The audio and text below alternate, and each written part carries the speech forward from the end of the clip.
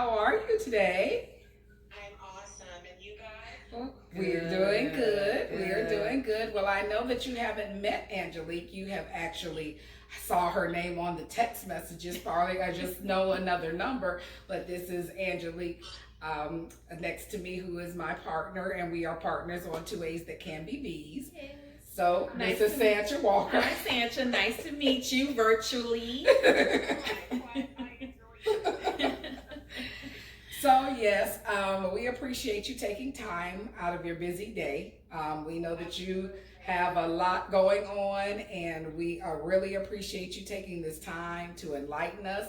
And we just want to tell the audience our topic today is going to be about entrepreneurship. Yes. And when it comes to real estate, some of us are not sure. If you guys, we wanted to bring this to you guys to let you know you may not be sure if that's something you want to do or if that's something you want to get into. So we found someone that we knew was an expert in that area, and we gave provided a few questions to her to possibly give us a little insight. So help we could possibly help the audience if they're thinking about pursuing some type of entrepreneurship in the real estate arena. So we're speaking with, again, Sancha Walker from Atlanta House Nerds, which is under Solid Source. So if you are looking for a real estate agent, please reach out to her. She would be ideal. She's excellent. I can attest for that. Her knowledge is impeccable. So let's go ahead and jump into it and get started. All right, Sancha, I'll start us off with the first question. Can you describe, I know I've heard multiple people talk about different areas in real estate, so can you just describe the differences and the benefits of being a real estate agent versus an underwriter versus a broker? Because I know there are different phases if you're a customer, but behind the scenes as an entrepreneur and owner, can you just describe those different areas for us? Sure. I'm going to speak on the underwriting portion of it first because it's a little bit unrelated to the real estate part itself. Okay. So, the underwriter at the mortgage company, a lot of times we hear, oh, it's the underwriter, it's the underwriter. And the thing about mortgages is that mortgages is a risk based product. And so, the job of an underwriter is to analyze the risk to the investor that's going to be getting the loan in the long term, or that's going to get the end product. And there are certain restrictions and or should I say guidelines that they have to go by. And keep in mind, these investors or these end products, after the loan close, they don't know the buyer up front. They don't know the full situation as to what's going on. They're looking at it specifically as a risk on paper as to how it looks. So the underwriter's job is to make it clear as to what's going on and try to mitigate the risk so that it's a saleable loan. Oh, okay. So on that piece, there's sometimes some misconception as to the underwriter, as to what they do and why they're asking for certain things. And trust me, from being an underwriter, I don't want to ask you some of the things that were asked, but I have to because I have to make it clear to the person on the other end who isn't reviewing every piece of document in the file so that they understand what's going on. Yes. Right. Understood. And so I'm going to switch over to the real estate side now, in terms of just being an agent. And so a lot of individuals, they'll take a real estate course, and they pass the exam. And once you pass the exam, you're an agent. Okay. You're not affiliated with any board. You'll probably just go with a broker. But once you become affiliated with an actual real estate board, then you become a realtor. Oh. Once you are affiliated with that board, you have to subscribe, kind of like, you put your hand up and say, I am going to follow these specific code of ethics that is set by the board. One of them being, to put your client's interest, their primary interest should be the forefront of pretty much everything you do. No misconceptions, no inducements, being honest, and the information that they give you, your clients give you, is confidential. On the other side, when you're just an agent, um, they're not prescribed to that specific board. And so you always turn to go Oh. with the realtor because of the code of ethics that Oh, I we didn't stand know by. I that. had And no then idea. there are, there are additional educational levels that a realtor is able to obtain. There are different designations that you are able to get continuing education on to help further your knowledge base, to help those clients, once again, educating yourself so that you can best protect the interest of the client that you Wow. represent. I did not know that. Okay. I thought you just went and became a Realtor, realtor. and then you You were just hooked up start working with an agency agency. or something. Yeah, I Now, didn't know that. to be a realtor, you have to be a part of a local board, and that local board then, in the hierarchy of things, will then be a part of the National Association of Realtors. And then you look at our contracts. Our contracts as a realtor, they are written and governed by the Georgia Association of Realtors Mm-hmm. versus the agent. Their contract is slightly different. So the verbiage on both is slightly different, than for each agency. I see. Okay. Gotcha. Okay. Gotcha. All And righty. so as you go up the chain, I know you asked about brokership. Of course, you have to be either, whichever path you take, whether you're just going to be an agent or a realtor, you have to have certain amount of experience in being in both of those roles. And then you got to do continuing education and Mm-hmm. then pass another test and to be able to become a broker, in which at that point, of course, you can go on your own. You need specific licensing or specific insurance to protect your business. Okay. Certain your ability, because at that point you can handle money from customers. As an agent, I can't take as a realtor, I cannot take my client's earnest money and go put it Oh. somewhere. Mm. The broker has to have specific privileges in a separate account to hold those kind of monies. They can't just have it just sit Oh. mixed in with commission and so forth. So there's Oh certain wow. distinction between what a realtor or an agent can do versus a broker. There's just more responsibility at that level. Oh, Mm. understood. Okay. Okay, well, you cleared up a lot of misconception for me because Yeah. I didn't know that was as much in depth. I thought you just decided what you wanted to do and went and taken those, licensing courses, and you were in the broker side or in the realtor side or what have you. Okay, that's very interesting. Wonderful. Okay, so I will start with the next question then. Given, the COVID-19 pandemic and the times that we're in right now and the social distancing that's required and mask and all of that sort of thing, how has that affected or perhaps not affected, the real estate industry at this time? Across the board, we did see a big drop in terms of transactional stuff back in March, and partly due to the lack of knowledge as to what was going on, Mm-hmm. how safe it is to be out there and conducting business. Right. So especially when we shut down the state in the early part of March, we did have, and not just here but nationwide, we did have a decrease in showings, and of Okay. course, sellers, not knowing what's going on, did decide to remove their homes from the market. Some buyers Um, decided not to purchase at that time, just to wait and see, how things unfold.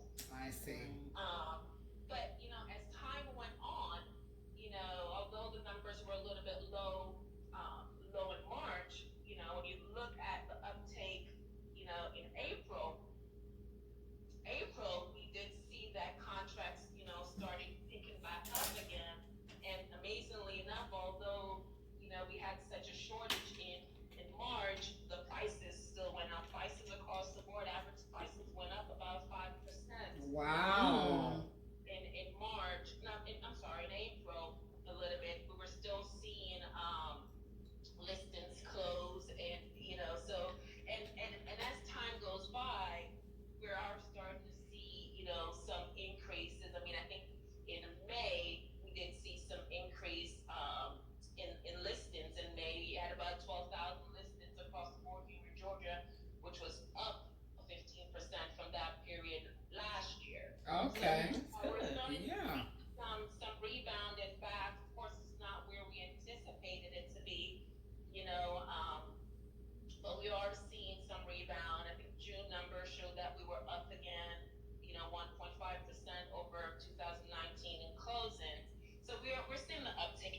Okay. Part of the reason with that is, the interest rates are so low. Right. So Right. having, buyers and sellers try to take advantage of the low interest rates, which, I've been in mortgages prior. I was in mortgages prior to becoming a real estate agent. It's, since back in 2000, and the rates back then is nowhere as they are now. In the 2% in my lifetime, I haven't seen it. Wow.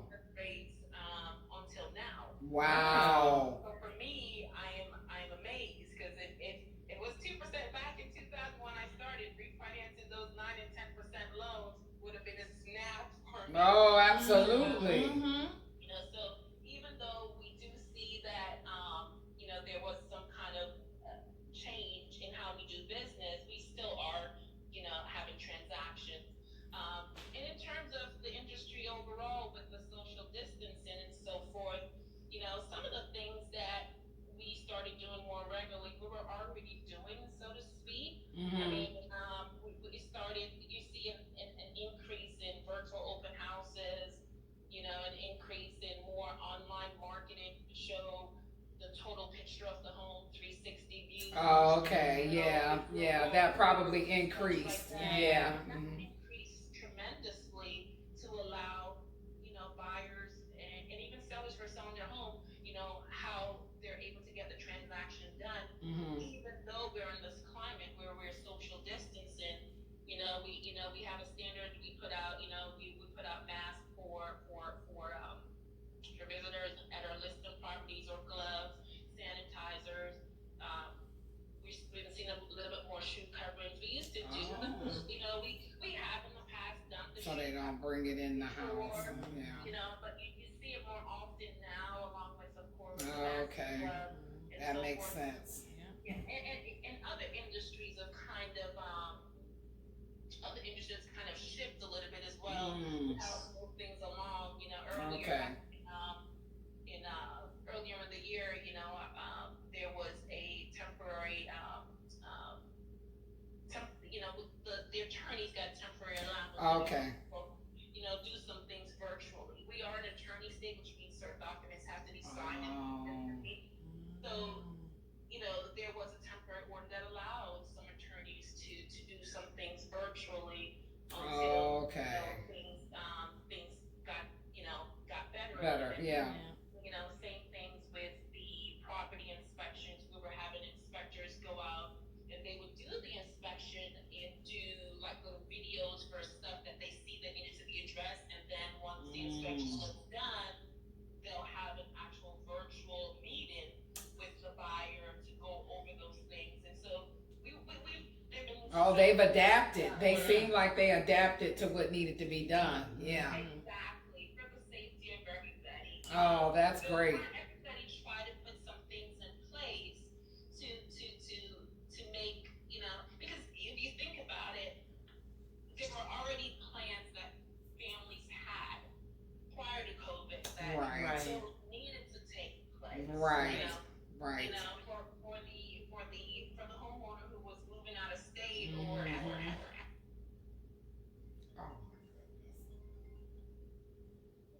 those circumstances, they have to be somewhere else. Right. So there were certain things that were already in motion when COVID started. So for those buyers, it was difficult, but certain things had to be done. So Right. Mortgage and a lot of programs, got discontinued, and or the ability to get certain programs changed because so many people were displaced with jobs and so forth. Yeah. But, the industry tried to find ways to accommodate as many as possible. Okay. Given the crisis. Wow. Well, that's definitely a nice way to hear that they did adapt. And I knew with those interest rates that sales and interest and would definitely climb, because I know in the area I am, and I've seen quite a few. It was very stagnant out here for a while, and with this going on, I've seen an increase in people, in sales and so forth. So I'm glad to hear that that's happening. Okay, so the next question, I'll actually. Yeah. So, entrepreneurship is always been a topic, a big topic now, especially among African Americans. Um, with what are your top 5 tips you would suggest to starting a new business or maybe just another stream of income? Like, for example, do you think being an agent, because it's flexible in time, you can kind of do that as another stream of income, whereas being a broker may be a full-time position, or underwriter? What are some of your tips, your top 5 tips for that? Well, I think for me personally, my best advice would be, I think there are a lot of sometimes misconception that real estate can be very easy because you see the flash and glam. Um, Mm-hmm. but there's a lot that goes on transactional wise before you get to the end where everybody's happy. Right.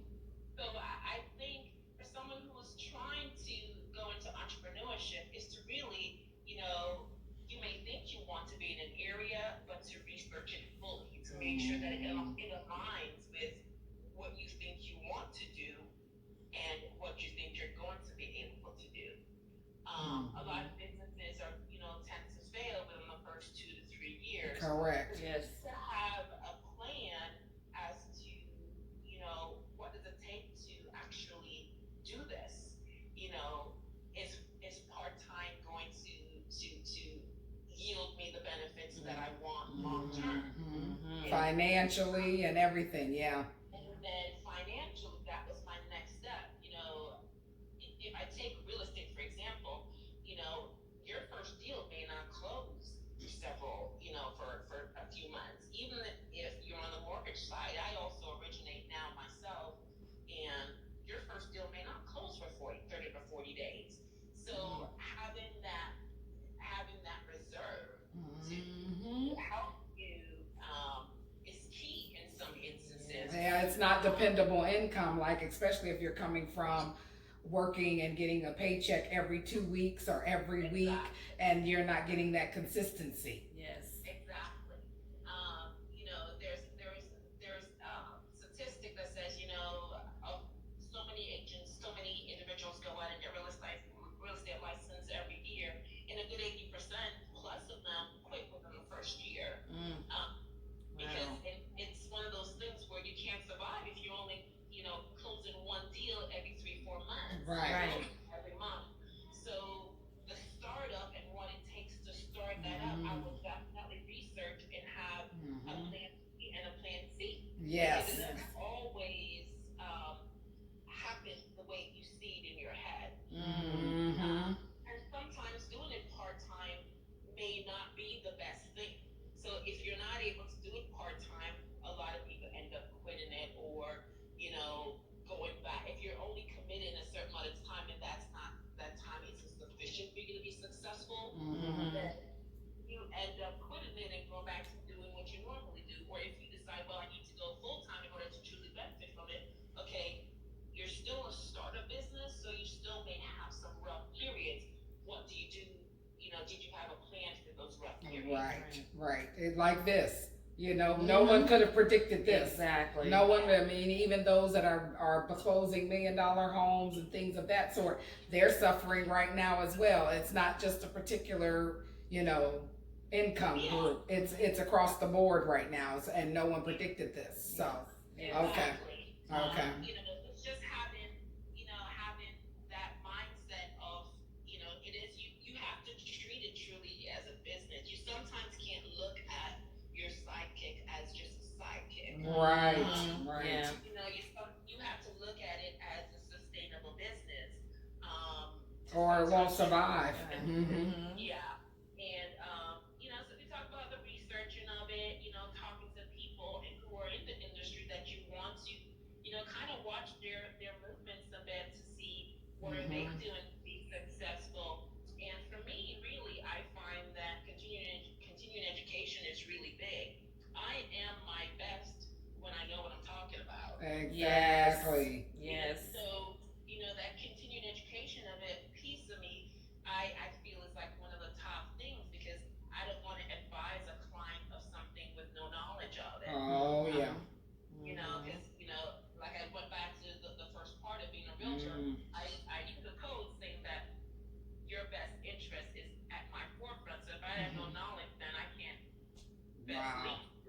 And not everyone feels that way. Right. Because I've over the years met a lot of agents, and that's not always their best philosophy. So that's awesome that you even think that way. Yes. Yeah. And then the last, we talked about the time commitment that's involved.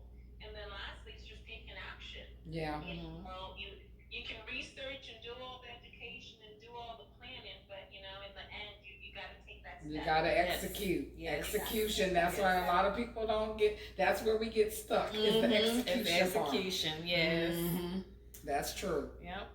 Oh, okay. Well, that's awesome. So, what advice would you give someone looking to start this journey in real estate, especially in this current, economic climate and where we are right now? What advice would you give them? Real estate is one of those things where it's not necessarily sales. I used to hear a lot, that it's a people business. And for me, that was one of my stumbling blocks coming out of the gate, because I can be quiet at times, and I kept a very, very tight knit circle, and I didn't know a lot of people. And so when it comes to prospecting, and they call it your sphere of influence, tell everybody what you do to get your brand started. People won't use you if they don't know what you do. And so for me, that was one of my stumbling blocks, because I had such a tight circle. When it came time to spread my wings, there was nobody to spread it to. Right. And so, because if you don't know where your deals are coming from, then that's going to be part of your stumbling block. Right. Out the gate. Some agents are able to step out the gate and, whoops, they get it. But some struggle, and part of it is, okay, now you have your license. Okay, where are your deals coming from? Who's going to use you? And often you'll go with, some people go with a big firm, thinking, hey, I'm going to be getting leads. Yeah, that's a lot of them think that. Yep. That's not always the case. And you still got to prove yourself and work hard and show that you're able to. It's just like any other job. You're not going to go to a job if they're not going to give you their $1 million client off the bat. They're going to give you a starter to see, until you work your way up. So, I think, and it goes back to that planning. It's just like, if you're going to open a restaurant, I would hope you open a restaurant that some people that will be successful, and that you're offering the things that people want, and and you have an actual reach that you're trying to reach. So how did you overcome that stumbling block of being quiet and not able to reach people the way you thought, like it's a people business? How did you overcome that? I went back and looked at pretty much everything, everybody I've met throughout the years, being as in, working in different mortgage companies, and all the people that we've worked with, and I started with them. Okay. Members. I put a sign on my car. I talked to people, grocery stores, Walmart, wherever, and word them out. Just make sure that, and it's a continual reinforcement to friends, family. Hey, I do real estate. Don't forget me. Okay. And then I am big on customer service. So Yes. I definitely once my deals are closed, I want to treat you, my customer, treat you the way you That's deserve. important. Yes. That's important. And so I've been able to get referrals from those customers, because they're like, Sancha, she cares. Yeah. So that's my message. That goes a long way. Yes. Yeah. And I found that part of it has been kind to me. Because it was never for me, oh, I'm just going to sell you any old house just to get a commission. No. Right. And that That's not even. People to yield me more referrals.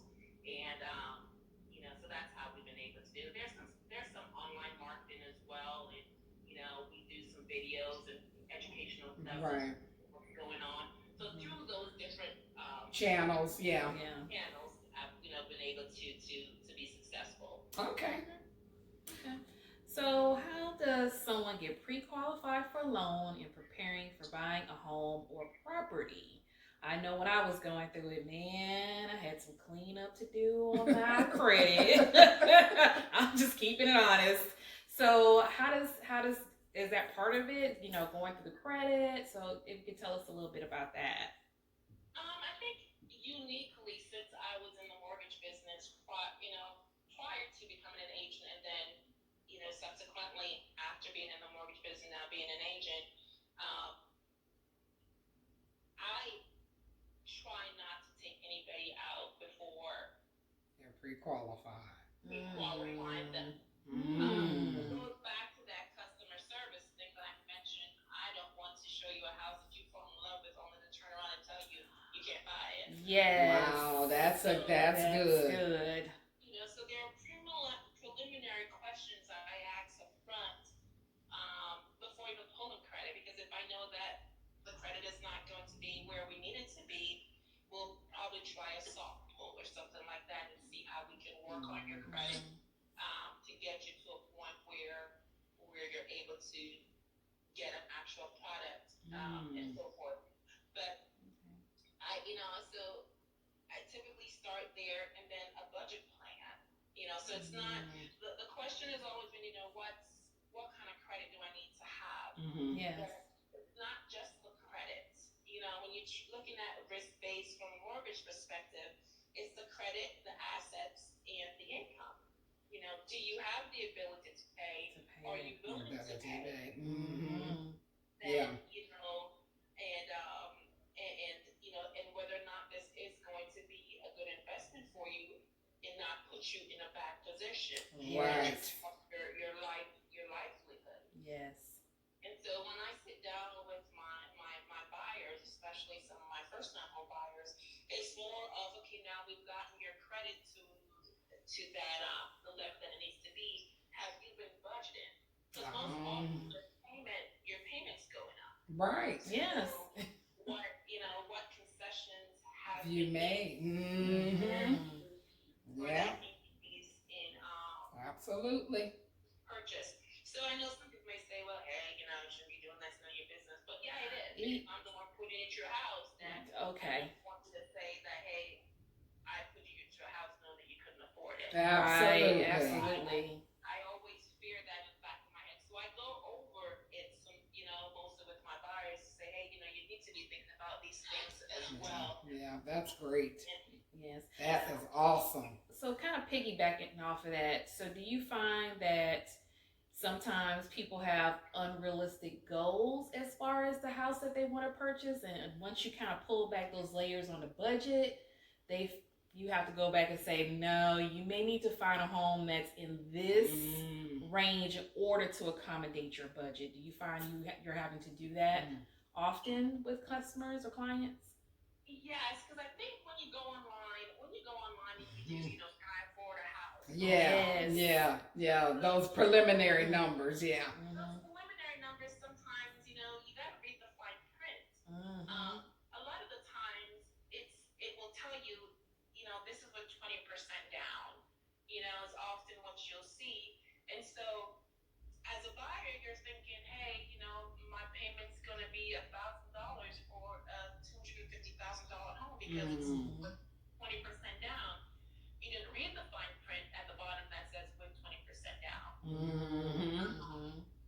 And so once you put things in perspective, hey, do you have 20%? Well, no, I only want to put, some buyers aren't even aware of the percentage that they need to put down. And if they are aware of the percentage that they need to put down, they're not aware of the fact that you still have to pay settlement fees. Right. Yes. So your loan origination, title costs, your rescue and stuff like that, which can also be another 3 to 5% that they weren't budgeted for. Right. Exactly. And so, I do sometimes have to pull back a little bit in terms of that. But there is ways around, and also the area you pick, the taxes, those online systems, their algorithm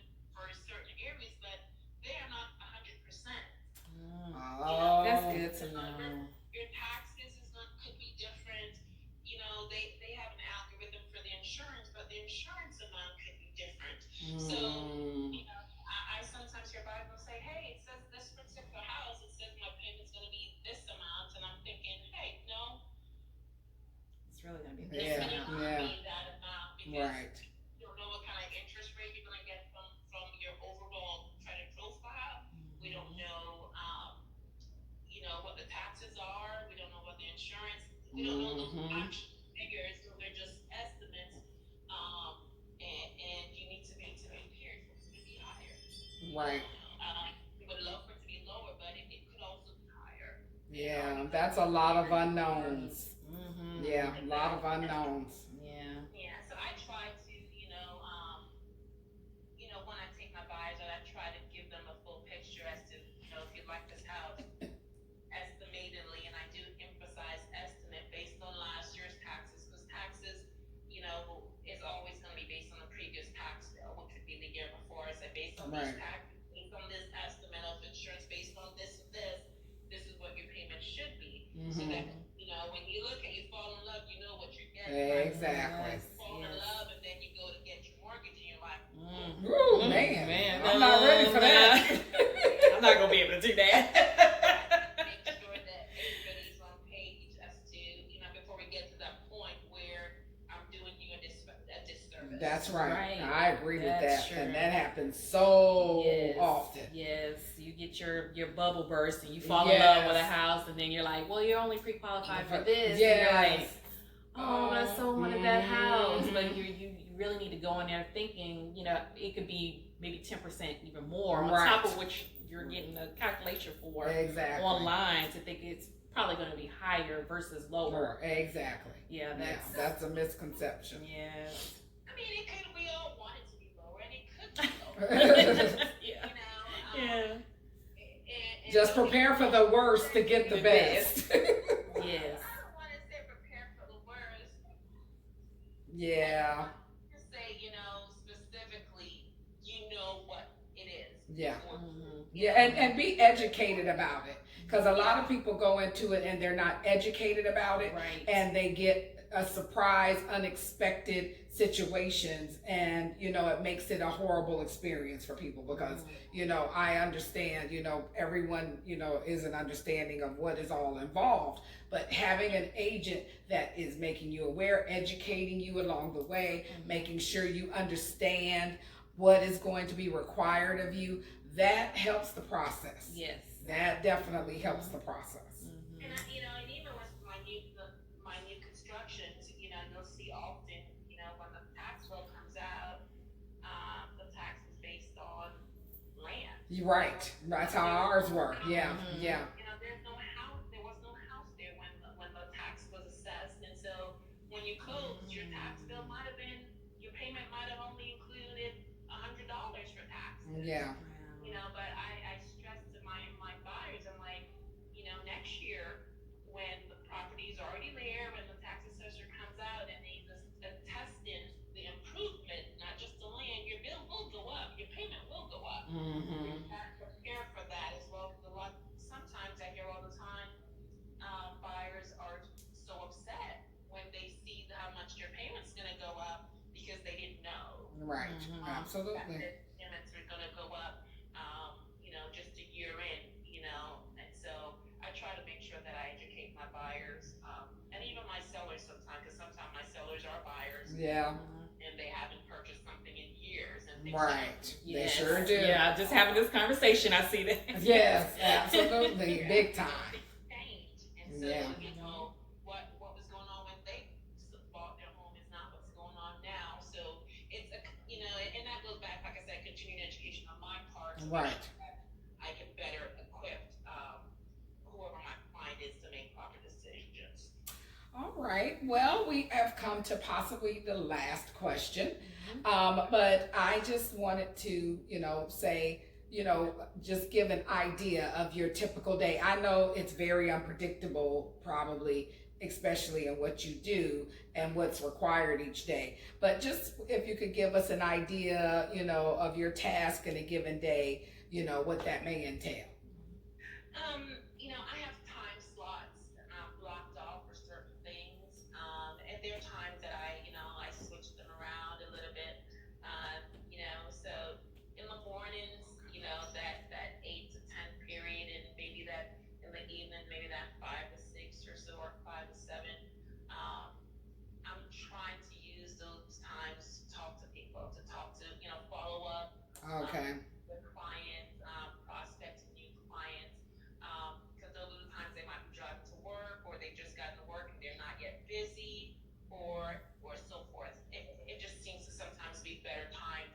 sure Okay.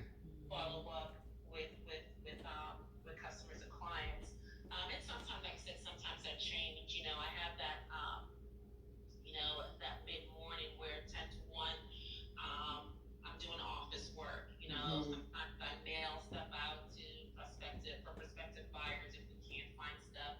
So office time where I'm reviewing marketing ads for different listings. Mm-hmm. Social media posts, updating listen, finding research and properties for buyers, and so forth. So that office time is really, really critical. If I'm Wow. not showing, there's still other things that need to be done. It can't just be showing all the time. Right.